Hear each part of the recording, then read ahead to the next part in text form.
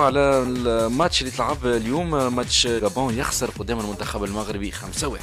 الجزائر الخاسر اكبر، لان كي تروح تمثل في المغرب، فهمت، تمثل بلد كالجزائر وتجي خاسر 0 نقطة، والله هذا اعلام، وهذه بلد، وهذه خاصه في المغرب. انا نظن باللي شوف ما كانش رضا مطيع، ما كانش مصطفى وائل، مصطفى وائل رضا مطيع. كاين دي ميلي حتى كاين في الجزائر هنا. صحيح، ما عندناش نروح الجامعه، نجي انا مدير فني، اسمح لي، يا نجيب جماعتي كيما السابق، كل واحد جاب حبابه اللي دايرين به، اللي يشدوا الشمع، يا ما نجيب يا نقصي الكفاءات. ما عندناش اليوم روح تاع جماعه، ماذا بيا لا درت لا ريوسيت وحدي، هذا خطا يا ناس. هذا منتخب وطني، هذا عالم، هذا بلد ما راه تاع حتى واحد، رانا كاع نسالوا فيه مصطفى.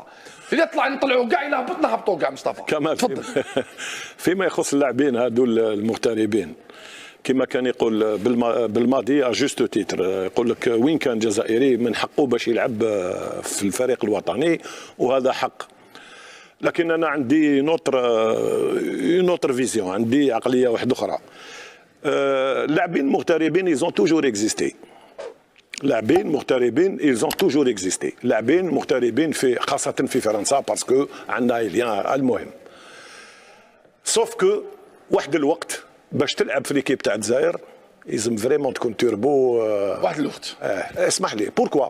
باسكو هذاك الوقت كنا نفورميو، ماشي باسكو هذاك الوقت كنا نفورميو دو تري غران جوار. دركا يعني يفو دير، لازم نقولوا الحوايج كيما يفو دير لي شوز تيل كيل سون كيما راهم. كاين لاعبين مغتربين يلعبوا في لوروب، يلعبوا دون دي غران كلوب، يلعبوا في لا هولند، يلعبوا في الايطالي، يلعبوا في الاخر. بيناتنا يعني انا واش راني نشوف ماشي نيفو تاع كي يجيو ليكيب ناسيونال، ماشي نيفو يعني تاع واش راح نقول لك انا. باغ اكزومبل لا كوب دافريك الاخرانيه اللي ديناها، لي ميور جوار فورمي في الجيري. لا كوب دافريك الاخرانيه ديناها 2019، ديناها بالدراري تاعنا فورمي في الار سي جي، واحد في الياراج دي، واحد في الحراش، والاخر في البارادو. حبيت نقول لك باللي هاد لي جوار اللي راهم يجيو سي فري يلعب في الاخر، بصح كون تو في اون ايتود كومباراتيف تكنيك ولا انتربال لي تكنيسيان هما اللي يديروا الكومباراتيف هذا، ماشي يعني ماشي حاجه. المدير في العام الجاي 2006 و2005 يعني ساطيني كاميرا، و2005 و2006 راح يكونوا ربما ينضاطروا من كره القدم الجزائريه. السيستم هذا جديد، الناس اللي دارت هذا السيستم، هذا النظام، فكرت في ولادنا. هل ولادنا اليوم راح نبعتوهم للافات الاجتماعيه؟ هل نبعتوهم للهجره غير الشرعيه؟ نتمنى اعاده النظر في هذا السيستم تاع لاني باسي. العام الجاي ما كانش لي زيسبوار، واغلبيه تاع 2006.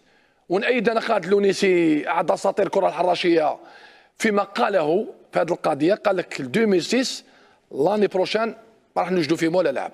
رضا مطيع بور لا ديكلاراسيون وبور على هذا النظام اللي حيقضي على الفئات السنيه. شوف، اولا لازم نشوفوا الناس اللي داروا هذا النظام شكون هما، لازم يتبينوا الناس اللي داروا هذا النظام. بالطبع فهمت؟ شكون هما؟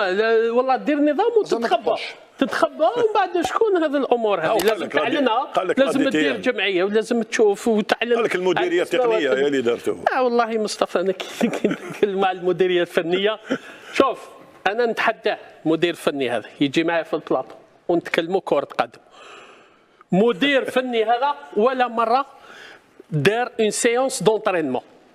جاو في التقنيه تشوفوا يعني في لي كاميرا تشوفوا في التصاور، ولكن هذيك يا اخي شوف كفروا. سامحني كفروا، لازم ندير توازن. الرجل غير موجود، نعطوا لك حق الرد والتعقيب. ورضا ما تمشي على كلامه باش ندير توازن. عنده شهادات عليا في التدريب رضا.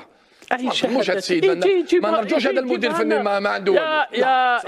يا كمال من 2000 معليش انا لازم ندير توازن مصطفى. بالطبع. كذب. اسمح لي، ولا عندك دبلوم تاع طبيب وعمرك ما رفدت ستيتوسكوب داوي واحد، اسمح لي. شوف كمال، اني نتكلموها بصراحه. انا قلت لك انا الشخص ما نعرفوش، انا نهضروا على المنصب. كمال المنصب هذا لازم تكون عندك كفاءه وتكون عندك فهمت مؤهلات باش دير المنصب هذا، ولازمك هذا المنصب هذا يا اخي. الناس راهي في 2024 مش في 2003، الناس راهي في 2024، وهذا هو الشيء وهذا النداء وهذا النتائج. كمال اكد ذلك. سيد عامر مسؤول، نتمنى ان شاء الله تكون ضيفنا تجي تكلم لنا، لا الناس يتكلم في البلاطو عندها حق ولا راه ظلماتك، ولا لما لا دير مناظره مع لاعبين سابقين اعلاميين وتكلموا. حنا في البلاطو نتكلموا بكل شفافيه بكل حريه وبدون تجريح. منتخب مغربي مرعب، المغرب فوز على الجابون ارقام مخيفه ومرعبه. مرعبه الحقيقه. اولا الساعه باش من خاطر الوقت قاعد يداهم فينا. المغرب 30 سنه الاخرى ديما عندها لاعبين متميزين، ديما تلقاهم يلعبوا في فرق عالميه كبيره. نحكيو على جيل نتاع عزيز بودربيله، ونحكيو على تيمومي كريم وتيمومي، ثم نمشيو نليبد وقت الجيل هذاك مصطفى حاج كأس العالم وبصير ولا ثم نمشيو الاجيال توا بونو. المغرب عنده فريق عنده فرديات محترمه برشا، لكن ما عندوش فريق. وقت اللي المنتخب المغربي عمل الفريق والاسماء الكبيره ذي اندمجت في روح المجموعه، تفكير المجموعه، المنتخب المغربي تألق تألق كبير. المكسب الكبير للمغرب اضافه للملاعبيه هذوما هو مدرب متميز جدا، عنده القبول وعنده الاحترام هكا ولا بكي، وعنده الاحترام. بعد البيرفورمانس الكبيره نتاع كاس العالم صار التراجع، وكانت نكسه كبيره في كاس افريقيا. رغم هذا الكل استرجع المنتخب المغربي الاشعاع نتاعو والقوه نتاعو. كان نحبوا الاسماء والقيمه التسويقيه للمنتخب المغربي. ما نحكيوش على المستوى الافريقي، خليني نهزك لبعيد على المستوى الاوروبي. يتفوق على بعض المنتخبات الأوروبية الكبيرة كقيمة تسويقية للاعبين. كي نقول لك أنا أشرف حكيمي بركة 60 مليون يورو هكا 60. كي نقول لك إبراهيم دياز اللي اختار المنتخب المغربي، وهنا قوة الاتحادية المغربية لكرة القدم وكيفية إقناع اللاعبين هذوما. المغرب تخدم في القاعدة متاعها على مستوى الشبان متاعها داخل المغرب، ولكن كذلك تشتغل الدبلوماسية الرياضية على مستوى الإقناع خارج المغرب. الخزان المغربي للاعبين اللي ينشطوا خارج حدود الوطن هو خزان كبير وكبير ياسر. ورغم الإغراءات الكبيرة من منتخبات عالمية، فإنه المنتخب المغربي ومسؤولين قدروا أنه يقنعوا لاعبين بأنهم يكونوا سمير، النقطة اللي أثرتها أنت مهمة جدا، هي الدبلوماسية الرياضية. تعرف وزن المغرب في الكاف، وفوزي لقجع الرجل القوي داخل أسوار الكاف. المغرب تعتبر تير داكوي باللغة الفرنسية لكل المنتخبات اللي ما عندهاش ملاعب مؤهلة على مستوى الدبلوماسية الرياضية. واحنا داخلين على انتخابات الكاف حاليا، باقي عنده الكواليس أنا مؤكد. طبعا مش نحكيو في أكثر تفاصيل، مش نحكيو في أنه المغرب حاليا في معناها سياسة قوة وضعف وكذا وعركة كبيرة ياسر، وتدفع بمرشح آخر. صحيح. التموقع الرياضي الافريقي، والمغرب هنا باش تلعب دور رئيسي وكبير ياسر في اللعبة هذه الانتخابية اللي تتحكم ممكن باللعبة هذه. كل غدوة نحكيو فيها باكي بأكثر التفاصيل. بما عنده زوج فرق بالنسبة لي أنا ينجم يلعب لك دوز ايكيب، خاصة عنده ليشوار القدام من سيري، الرحيمي، دياز، زياش، كعبي وانه زياش ما نعرفوش باش يرجع ولا لا المنتخب المغربي. ما عندوش، عنده حكيمي التالي، عنده برشا لاعبين بونو في اللاكس في الكاج. دونك اسمع، المغرب بالنسبه لي انا، المغرب ما عادش تقارنها بالافريق وبالعرب، تقارنها مع الفرق الكبرى كيما فرنسا كيما المانيا، مش تولي تقارع في الفرق هذوما. ولو انه انا معجب ايضا بالمنتخب المصري بمرموش. مرموش لا قلت انا حكيت عليه، قلت لك راه منتخب الجزائر في طور اعاده البناء، لكن عنده اسماء. لا عنده اسماء رنانه. لا صحيح. شوف انت الفرق اللي ترشحت للكوب دافريكا هذايا، راهو الحقيقه كي تشوف المنتخب التونسي ما عندنا حتى شانس معاهم الحقيقه. تشوف السنغال، تشوف موريتانيا خسرت مع الي روتور مع مصر، اما لعبت ماتش كبير في مصر. الحقيقه تقدموا علينا، هاني قلت لك راهو نحن قاعدين نعيشوا بالتاريخ. تقدموا علينا الفرق هذوما ونحن قاعدين نوخروا. ان شاء الله خويا المانع خير، وان شاء الله نفيقوا على رواحنا وكاو. ان شاء الله الامور تتحسن. نحن راهو في كنا في راس الافريق في كره القدم، على راس القاره الافريقيه طبعا. في فتره من الفترات عملنا عوامين باهيين. لكل عصر دوله ورجال، لكل جواد كبوه. لا، لكل عصر دوله ورجال. حاليا هم عصرهم هم المغرب، امكانيات متوفره، احترافيه، وقت نتاعهم هما. ان شاء الله نحن نتداركوا ال ال الكوارث اللي احنا تويقا نعيشوا فيها. بكي متفائل اكيد. ليه المغرب بقت عامله تقريبا مشكله لمنتخبات مصر على اختلافها؟ ده حاجه، خسارات كده من المغرب برضو، وخساره الحقيقه بتعيد للاذهان مجموعه خسارات بقى.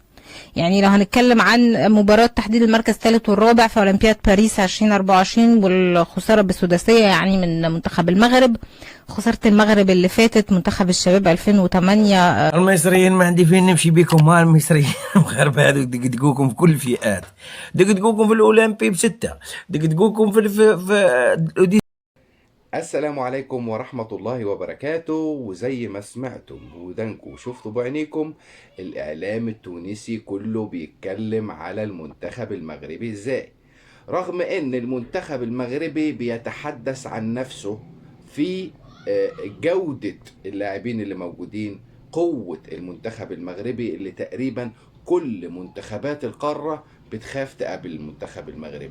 المنتخب المغربي لو قابل اي منتخب دلوقتي يخبطوا بال5 وال6-0، ده العادي كأنه بيلعب كرة يد.